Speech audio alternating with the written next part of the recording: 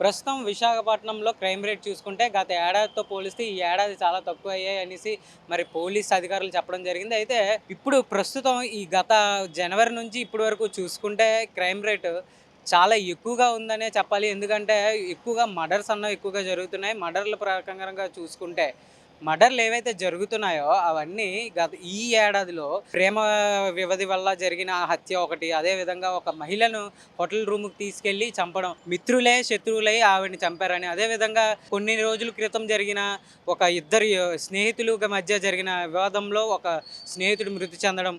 ఇలా రకరకాలుగా ఎన్నో రకాల మర్డర్‌లయితే జరుగుతున్నాయి. నిన్న కాక మొన్నే కొద్ది రోజుల క్రితం జరిగిన ఒక మర్డర్ ఏదైతే ఉందో ఒక మహిళని హతమార్చి ఒక సూట్ కేస్‌లో ప్యాక్ చేసి ఒడిస్సాకి బోర్డర్‌కి తీసుకెళ్ళడానికి ప్రయత్నించాడు ఒక యువకుడు.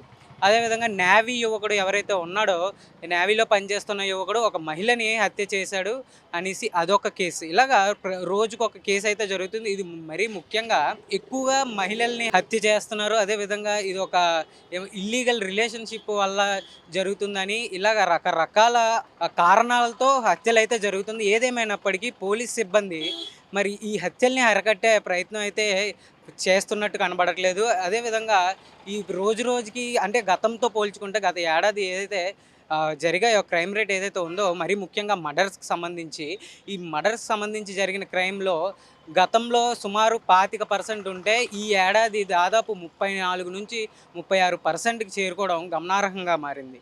ఎందుకంటే గతంతో అన్ని క్రైమ్స్ తగ్గుతున్నాయి గానీ, ఈ మర్డర్‌లు ఏవైతే ఉన్నాయో ఇవి మాత్రం తగ్గట్లేదు. అదేవిధంగా యాక్సిడెంట్స్ అవని ఇలా రకరకాలుగా రోజు రోజుకి పెరిగిపోతూ ఉంది. మరి విశాఖపట్నానికి సంబంధించి పోలీస్ అధికారులు మరి ఏ విధమైనటువంటి చర్యలు తీసుకుంటున్నారు? అదేవిధంగా ఈ మర్డర్‌లని అరికట్టడానికి ఎలాంటి చర్యల్ని చేపడుతున్నారన్నది ప్రస్తుతానికి ప్రశ్నార్థకంగా మారింది.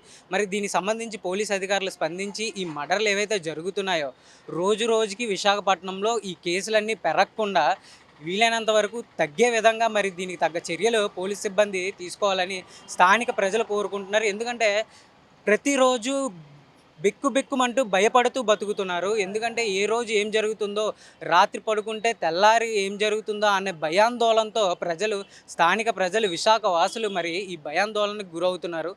కాబట్టి పోలీస్ అధికారులు దీనికి సంబంధించి తగిన చర్యలు తీసుకోవాలి. మర్డర్ కేసులు ఏవైతే ఉన్నాయో మర్డర్‌లు గానీ, అదేవిధంగా ఇల్లీగల్ రిలేషన్‌షిప్‌కి సంబంధించి గానీ, ఇలా రకరకాల కారణాలతో జరిగే మర్డర్స్ ఏవైతే ఉన్నాయో వాటిని అరికట్టే విధంగా మరి చర్యలు చేపట్టాలని స్థానికులు కోరుకుంటున్నారు. వీడియో జర్నలిస్ట్ సతీష్‌తో Tarun, VBC one TV Visakhapatnam నుంచి.